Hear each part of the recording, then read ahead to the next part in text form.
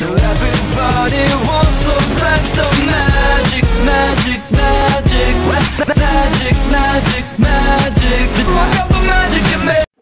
It's time for Magician 101, the show for all magicians, because it is Wednesday, here at Bob's Magic Emporium. All right, we got a lot of great questions this week. Before we get to this week's questions, thank you to everyone for watching 365 Day Magic Challenge.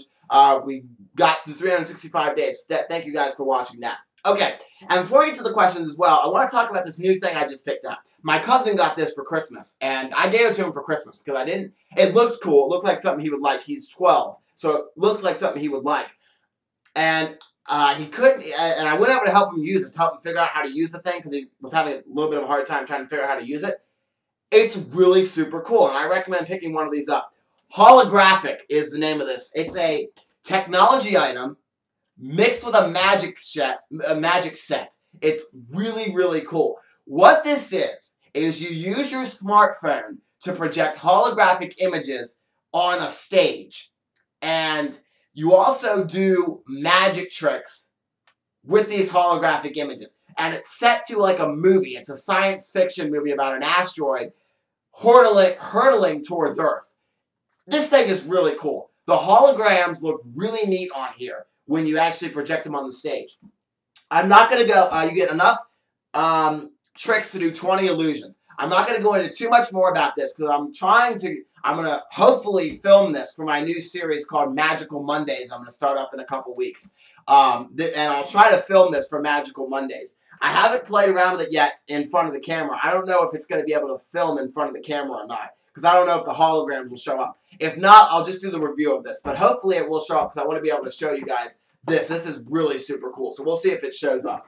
But that's Holographics, available on Amazon and Toys R Us right now. Those are the only two places that sell it. Hopefully more places will get into it. I'm surprised other places don't sell it. But even if you're not into magic, it's still really cool. And the tricks are super simple in it. So if you're looking at that and you're like, wonder what that's about, go look at the videos. Type in Holographic. It's HOLOGRAFX. And go look up the YouTube channel for these people, because the holograms look that good when you actually do it. Okay, let's get into this week's questions. We're going to start first with, remember to post your questions down below for next week. 5555 Trumpet says, if you could only do one trick for the whole year, what would it be? You know, I've had a terrible time trying to pick which trick I'd do for the whole year. This question has stumped me. I would probably have to say the trick that brings me the most joy to perform would be the one I would do the whole year. And I would have to say, I know I can only pick one. Honestly, it's a toss-up. Like, I would have to flip a coin over this. Would either be Forced Outcome by Chris Ballinger, because I get a really good reaction when I do that on the street, or Mad Sponges. That's another one I get a really good reaction when I perform. So it would be a toss-up between those two. I don't know which one. I can't pick, but I did narrow it down because there's still like probably 4 or 5 other tricks that I love doing that would also be included, but I had to narrow it down. So one of those two would be, if I had to pick,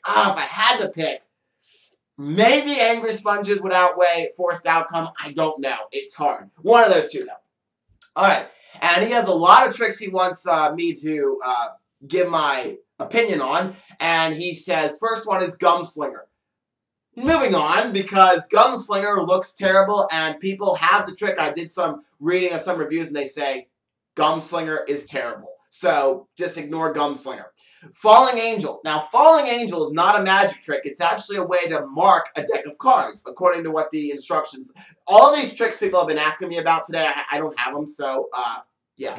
But anyways, Falling Angel is apparently some way to mark a deck of cards. And from the name, it kind of makes me think that you're marking the angels on a bicycle deck of cards. That's maybe what I'm thinking. But that is to be used for magic purposes only. According to the website of Penguin Magic, they say do not use this for anything else. If you do, it is your responsibility, not ours. For the I guess if you switch out a deck of cards in a casino or something, you know, which people can do, Penguin Magic's not responsible for any damages incurred. Let's see. Stargazer, I would recommend skipping this one.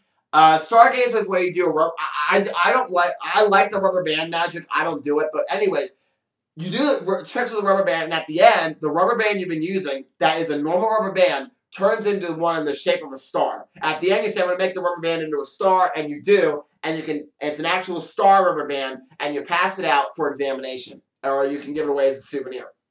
This trick was made during the height of the shaped rubber band craze, or they were called silly bands. That is when this trick actually, when I saw it come out on the market, was when people started wearing those bracelets in the shape of certain things.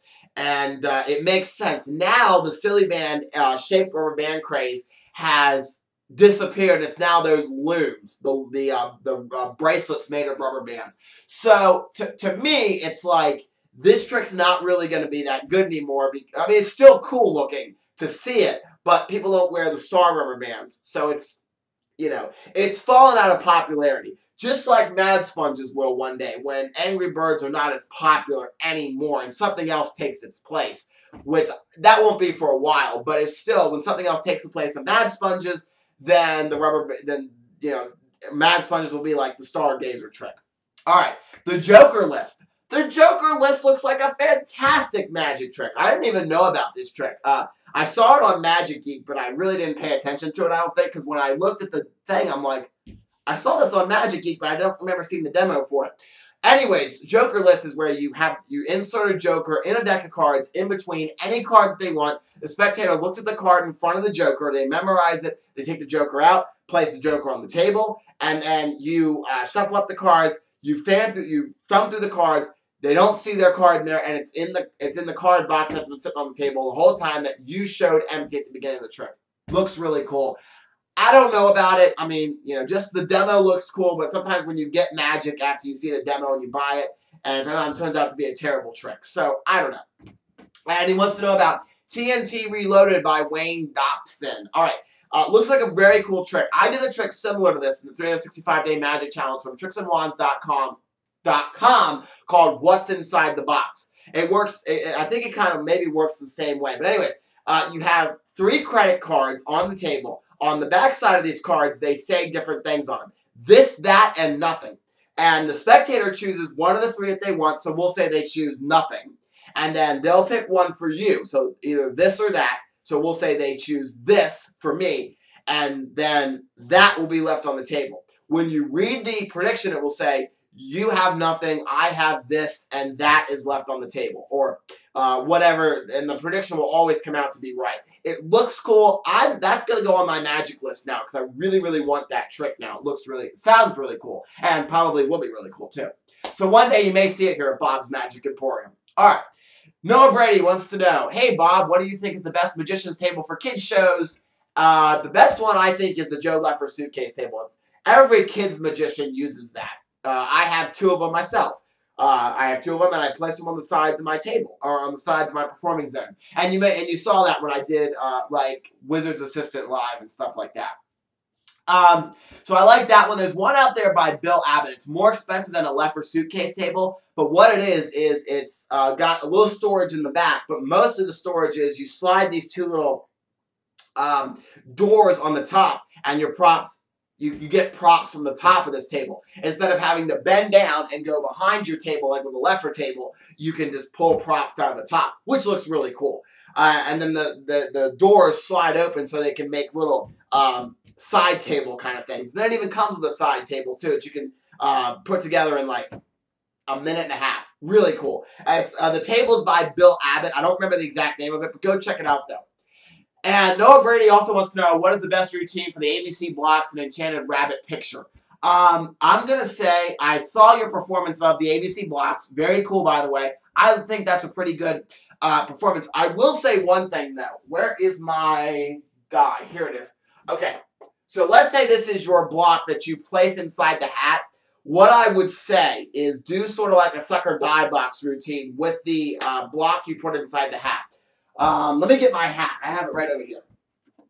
So what I would do for this routine is I would do something like when you put the whatever letter block goes inside the hat. I don't have this trick, so I'm not familiar with it. I'm sure it works the same way as some of the other die routines out there. But anyways, you put the die in the hat. I would say most magicians will put the whatever letter. So I think in the video you did B.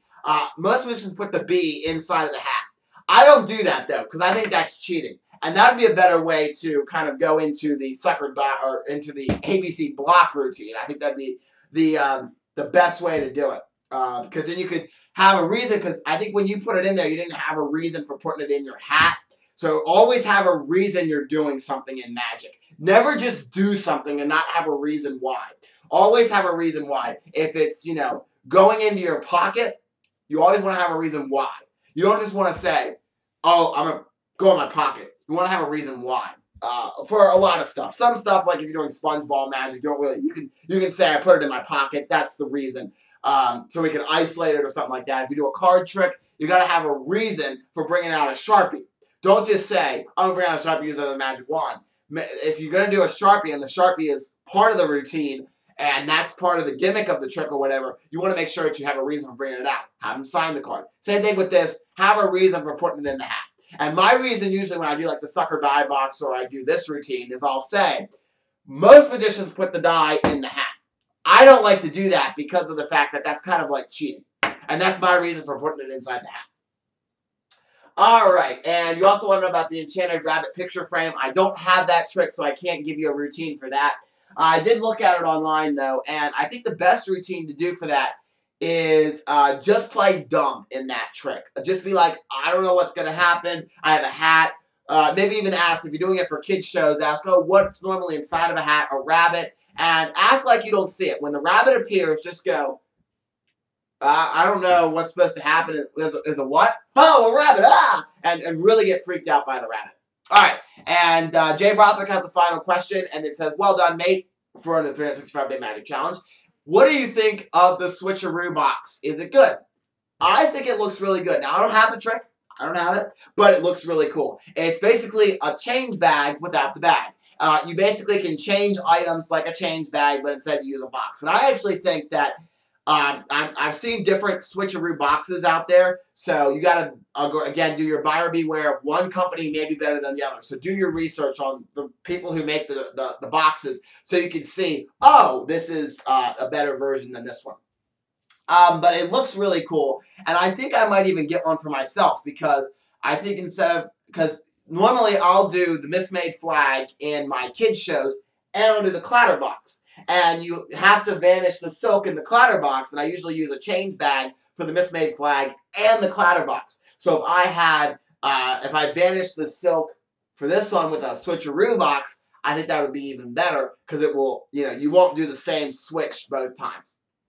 All right, he wants to know Bisection by Andrew Mayne. First of all, speaking of Andrew Mayne, his new show premieres on A&E.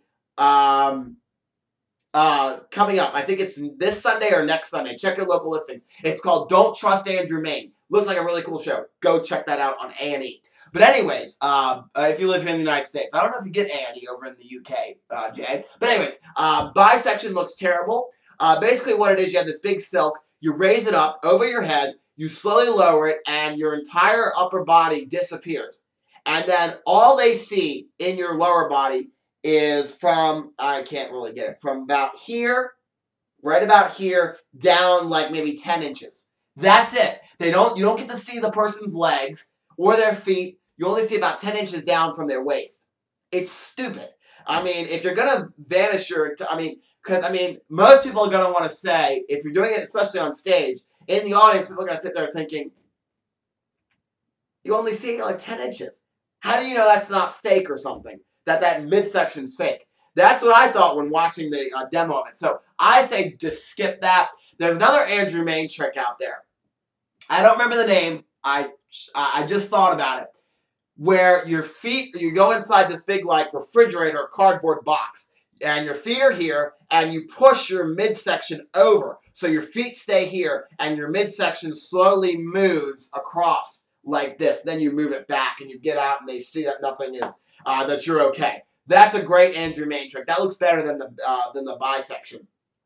And finally, he wants to know about the Phantasma Magic Showtime set. All right, this looks like a really cool magic set. This is a magic set where you have lots of classics of magic. You have the linking rings, cups and balls. You have this trick right here. Let me get it out. You even have this trick in here, the exploding die trick. So, looks like a really cool magic set. I will say, though, I don't like him as a performer, but I think his magic set rocks. Criss Angel, the Ultimate Mind Freak Magic Kit. I think he's really got a really good magic set, a really home run there with that magic set. So if you're looking for a good magic set, that is the one, number one for me. My second favorite one that I've seen, I don't have it, I want it though, but I don't usually do magic set items anymore.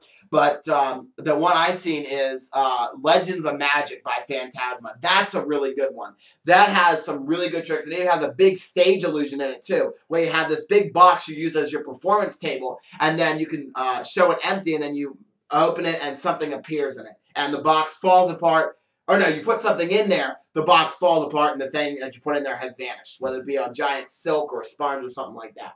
Alright, so that's going to do it for this week's Magician 101. I want to thank everybody for watching. And remember to post your questions down below for next week. Have a safe and happy New Year, and I'll see you next Wednesday for an all-new Magician 101. I have a jack, and I also have 3 10s. Now, what we're going to do is we're going to take the jack, and we're going to sandwich it right in. Of course, you get the 2 tubes, and you get a certain amount of bottles. Let me grab one of the bottles. He was on a roll with hole-in-one. Not only did he sink the putt on his first shot, but he also got the $500